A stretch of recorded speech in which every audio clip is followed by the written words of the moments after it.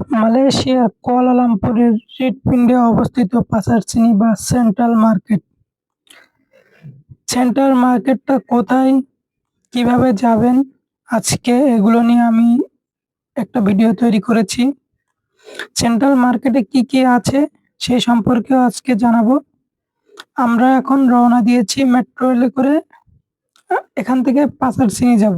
পাসারসিনি থেকেই আমরা সেই সেন্ট্রাল মার্কেট বা পাসারসিনি এটা আমি ঘুরে দেখব। সাথে থাকো, সম্পূর্ণ ভিডিওটা দেখবে, তাহলেই বুঝতে পারবে। আমি এখন আছি পাসারসিনির যে মেট্রো রেল স্টেশন সেটার ভিতরে আছি। এটা আছে মাটির নিচে অবস্থিত। আমরা সেই নিচ থেকে উপরে উঠছি এখন। এটা এয়ারপোর্ট বললে ভুল হবে না। এটা আমার দেখা মাত্রই মনে হয়েছে যে এটা একটা এয়ারপোর্টে চলে আসছি আমি ভুল করে, কিন্তু না, এটা হচ্ছে মালয়েশিয়ার পাসারসিনির এমআরটি স্টেশন। এটা অনেক গভীরে, মাটির অনেক নিচে অবস্থিত। এটা আমরা উপরের দিকে উঠছি। সবাই সাথে থাকো, আমাদের চ্যানেলটাকে অবশ্যই সাবস্ক্রাইব করবে, পাশে থাকবে। আরো নতুন নতুন ভিডিও তোমাদেরকে আমি দেখাবো। মালয়েশিয়াতে কোন জায়গায় কি কি আছে, ঘোরার কোন জায়গায় জায়গা আছে, সেগুলো সবকিছুই দেখাবো। তোমরা সাথেই থাকবে সব সময়। আমি এমআরটি থেকে বেরিয়ে এখন পাসারসিনির দিকে রওনা দিয়েছি। পাশে একটা দোকান দেখতে পাচ্ছেন ফুটপাতে। বাংলাদেশে যেরকম ফুটপাতে রাস্তার পাশে দোকান বসে, এখানেও বসে।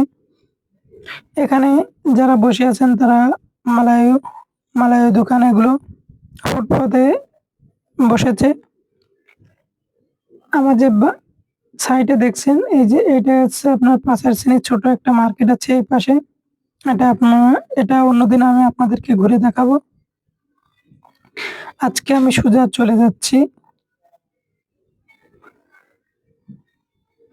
এখানে যারা আসবেন তারা অনেক কিছুই দেখতে পাবেন।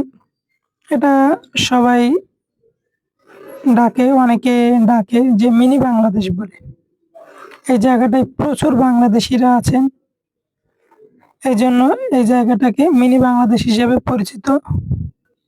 যারা মালয়েশিয়াতে এসেছেন, মালয়েশিয়া ভ্রমণে এসেছেন, অথচ কুয়ালালামপুরের পাসারসিনি বা সেন্ট্রাল মার্কেটে যাননি, এমনটা ভাবাই যায় না। কারণ এটা পাসারসিনি, এটা 1888 সালে প্রতিষ্ঠিত হয়। ঐতিহাসিক বাজারটি আজ কেবল একটি মার্কেট নয়, বরঞ্চ মালয়েশিয়ার সাংস্কৃতিক ঐতিহ্যের একটি জীবন্ত সংগ্রহশালা হিসেবে পরিচিতি পেয়েছে।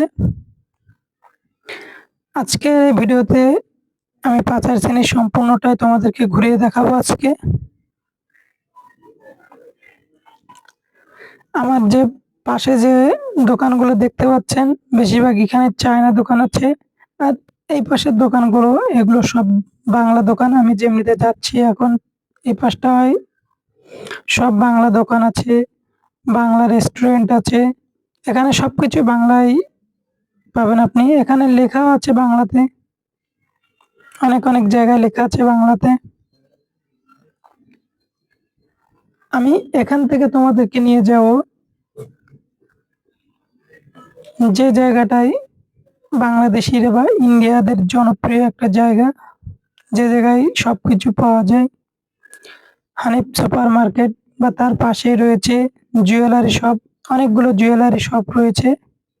সেখান থেকেই মূলত আমাদের বাংলাদেশিরা কিংবা ইন্ডিয়ান যেসব যারা আছেন তারা বেশিরভাগ স্বর্ণ কেনেন, জুয়েলারি কেনেন। এখানে আছে যারা বাংলাদেশে টাকা পাঠায়, টাকা পাঠানোর ব্যবস্থাটাও এখানে আছে। যারা বাড়িতে যাবেন, টিকিট কাটবেন, এখানে টিকিট কাটার ব্যবস্থাও আছে। অনেক দোকান এখানে আছে। আপনাদের যেটা ভালো লাগে আপনারা সেই জায়গার থেকে টিকিট কাটতে পারবেন। কম দাম আছে, বেশি দাম আছে, আপনারা সেই জায়গাতে সেভাবে কাটতে পারবেন, বুঝে শুনে কাটতে পারবেন। যারা পাচারচিনে আসবেন তারা চারিপাশটা একটু ঘুরে দেখবেন। কারণ জায়গাটা অনেক সুন্দর, চমৎকার একটা জায়গা, আকর্ষণীয় করার মতো একটা জায়গা। এই জায়গাটায় আসলে অনেক সময় অন্যান্য যে কান্ট্রি আছে সেসব কান্ট্রিতে যেরকম ফিল পাওয়া যায় এখানে আসলেও সেই একই রকম ফিল পাওয়া যায়। আমার উপরে যে খেয়াল করেছেন যে লেনটা আছে ওইটা হচ্ছে আপনার এমআরটির লেন। আমি সেই লেন পার করে এখন রাস্তা পার হয়ে যাব সেই হানিফ সুপার মার্কেটের দিকে। যাওয়ার আগে এই পাশটাতে আপনাদেরকে নিয়ে কিছু কথা বলি। এই জায়গাটায় কিছু জায়গা আছে যেখানে আপনারা প্রচুর পরিমাণ দোকান পাবেন আপনার টিকিট কাটার জন্য।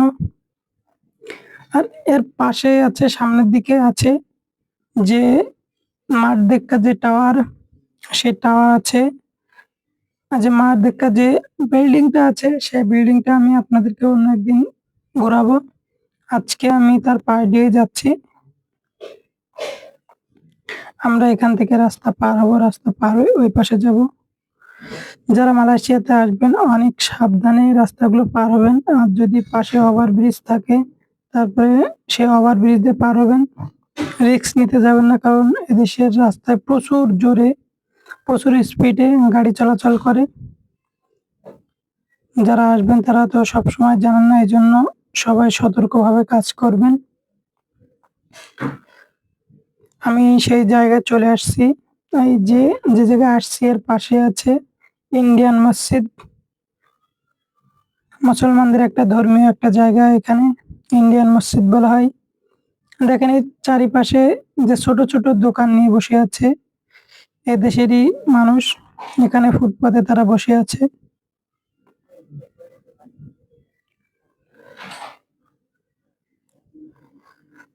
এই জায়গাটা আমার কাছে অনেক ভালো লেগেছে, খোলামেলা একটা জায়গা। ছোট ছোট গাছ, দেখেন খেজুর গাছ তারা সারি সারি ভাবে পুঁতে রেখেছে। আর ওই যে বিল্ডিংটা আমার কাছে সুন্দর লাগছে। আমরা আস্তে আস্তে সেই জায়গাতেই চলে আসছি যেটা বাংলাদেশিদের জন্য অনেক পছন্দের একটা জায়গা। সেই জায়গাটায় চলে আসছি। এখানে প্রচুর পরিমাণ আপনারা জুয়েলারি কিনতে পারবেন, প্রচুর পরিমাণ দোকান এখানে আছে। তার আগে সবাইকে বলে রাখি, আমার চ্যানেলটাকে অবশ্যই সাবস্ক্রাইব করবেন, পাশে থাকবেন, লাইক কমেন্ট করে যাবেন। যারা যারা দেখছেন যদি আপনাদের কাছে ভালো লাগে অবশ্যই আমার চ্যানেলটাকে লাইক কমেন্ট শেয়ার করে যাবেন।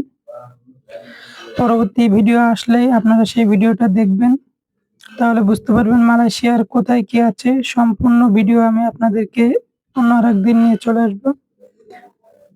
এই যে আমরা চলে আসছি সেই জুয়েলারি কাছেই। দেখেন প্রচুর পরিমাণ জুয়েলারি এখানে আছে। যাদের যেটা পছন্দ তারা সেটাই নিতে পারবেন এখানে। এখানে আপনারা দাম দরও করতে পারবেন। যারা আসবেন তারা সেইভাবে দাম দর করে নিতে পারবেন।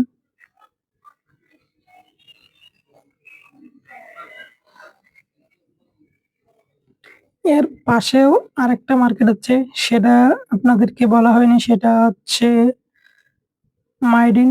মাইডিনটা অনেক সুন্দর একটা মার্কেট, এটাও বাংলাদেশিদের কাছে পছন্দের একটা মার্কেট। এই দুইটা মার্কেটই আছে, একটা হানিফ মার্কেট আর একটা মাইডিন। এই দুইটা মার্কেট থেকেই আমাদের বাংলাদেশিরা বেশিরভাগ মার্কেট করেন।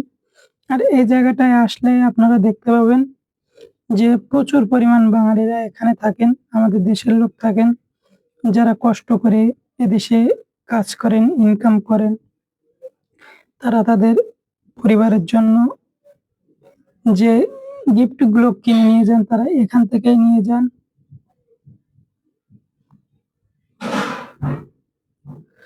আমি আজকে এই যে হানিফ মার্কেটে চলে আসছি। আমার সামনে যে মার্কেটটা দেখছেন এটা হচ্ছে হানিফ মার্কেট, কিন্তু আজকে আমি এটার ভিতরে ঢুকবো না।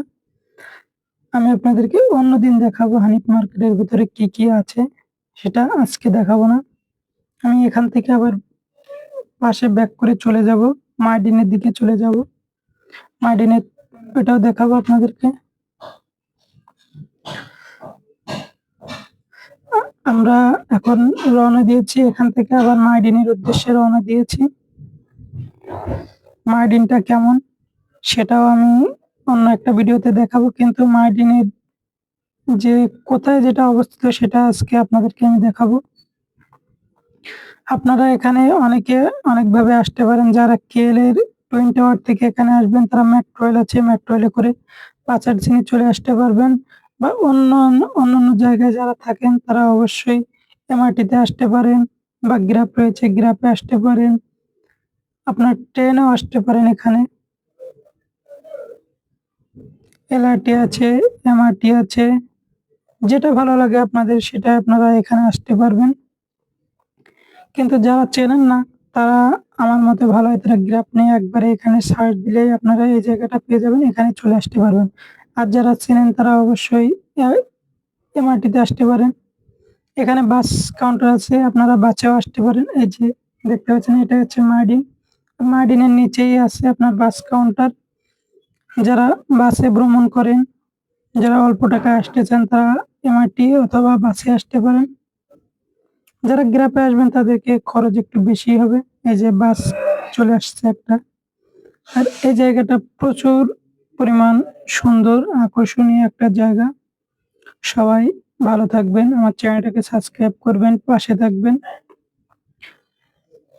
আমি নতুন শুরু করছি, আপনাদের ভালোবাসায় আমি আরো সামনের দিকে এগিয়ে যেতে চাই। সবাই আমাকে সাপোর্ট করবেন, আমার চ্যানেলটাকে সাবস্ক্রাইব করবেন, পাশে থাকবেন। পরবর্তী ভিডিওর জন্য আপনারা অপেক্ষা করুন। আবার নতুন একটা ভিডিও নিয়ে আপনাদের সামনে চলে আসব। আল্লাহ হাফেজ, সবাই ভালো থাকুন। অন্য আর একটা ভিডিও নিয়ে আপনাদের সামনে চলে আসবো।